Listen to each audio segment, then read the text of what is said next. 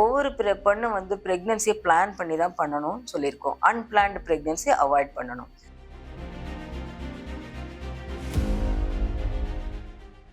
குழந்தை பிறந்து பால் கொடுத்துட்டு இருக்கு, பீரியட் இன்னும் வரல, அதனால வந்து பிரெக்னென்ட் ஆகாதுன்னு அப்படி கிடையாது.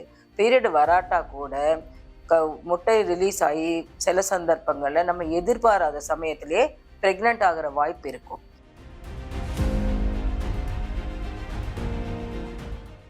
டெம்பரரி மெத்தட் ஆஃப் கான்ட்ரசெப்ஷன், அதாவது தற்காலிக முறையில் நம்ம கருத்தடை பண்ண வேண்டிய விஷயங்கள் இருக்குது.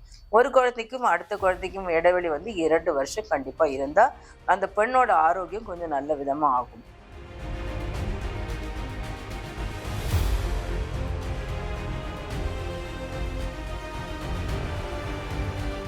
வணக்கம், நான் டாக்டர் பானுமதி, மகப்பேறு மருத்துவத்துறையில் ராமகிருஷ்ணா மருத்துவமனையில் முதன்மை மருத்துவராக இருக்கேன்.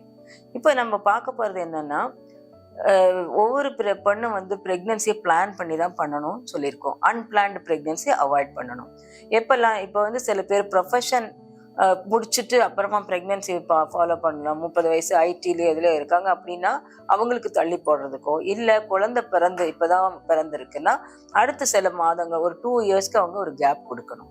ஸோ இந்த இடைப்பட்ட காலத்தில் எப்படி நம்ம ப்ரெக்னன்சி வராமல் தடைபட பண்ணலாம் அப்படிங்கிறதுக்கு நிறைய மெத்தட் அவைலபிளாக இருக்குது. சில சமயம் நினைப்பாங்க, குழந்தை பிறந்து பால் கொடுத்துட்டு இருக்கு, பீரியட் இன்னும் வரல, அதனால வந்து ப்ரெக்னென்ட் ஆகாதுன்னு அப்படி கிடையாது. பீரியட் வராட்டா கூட முட்டை ரிலீஸ் ஆகி சில சந்தர்ப்பங்கள்ல நம்ம எதிர்பாராத சமயத்திலே பிரெக்னென்ட் ஆகிற வாய்ப்பு இருக்கும். ஸோ நம்ம வந்து டெம்பரரி மெத்தட் ஆஃப் கான்ட்ரசெப்ஷன், அதாவது தற்காலிக முறையில் நம்ம கருத்தடை பண்ண வேண்டிய விஷயங்கள் இருக்கு. ஒரு குழந்தைக்கும் அடுத்த குழந்தைக்கும் இடைவெளி வந்து 2 வருஷம் கண்டிப்பாக இருந்தால் அந்த பெண்ணோட ஆரோக்கியம் கொஞ்சம் நல்ல விதமாக ஆகும்.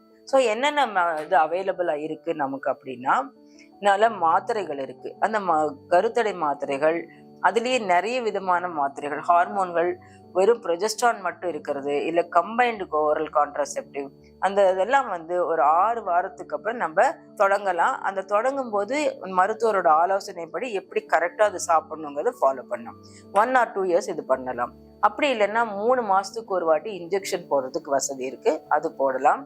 இல்லைன்னா நம்ம வந்து காப்பர் டீ, அதாவது கர்ப்பப்பைக்குள்ளேயே பொருத்தக்கூடிய லூப், முதல்ல எல்லாம் வந்திருக்குது வேற, இப்போ வந்து அட்வான்ஸ்டா 2 கைண்ட் ஆஃப் லூப் இருக்கு. ஒன்று வந்து காப்பர் டீன்னு இருக்கு, அது வந்து காப்பர் உள்ளுக்குள்ள இருக்கும். அது வந்து 2 to 3 இயர்ஸ் நம்ம வைக்கலாம். அதனால பெரிய இன்ஃபெக்ஷன் வரும்னு பயந்துக்க வேண்டாம். இன்னொரு லூப் என்னன்னா மெடிக்கேட்டட் லூப், அதுவும் hormone medicated loop, which is good for health also. அதுவும் வந்து நம்ம பொருத்தலாம். அது 5 இயர்ஸ் வரைக்கும் வேல்யூ இருக்கும்.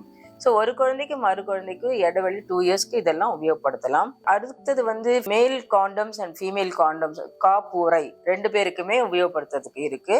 இதெல்லாம் நம்ம வந்து தற்காலிகமாக உபயோகப்படுத்துறதுக்கு இருக்கு. அது இல்லாமல் பேட்ச், இப்போ ஸ்கின்ல போடக்கூடிய பேட்ச் அதுவே அவைலபிளாக இருக்கு, கான்ட்ரசெப்டிவ்.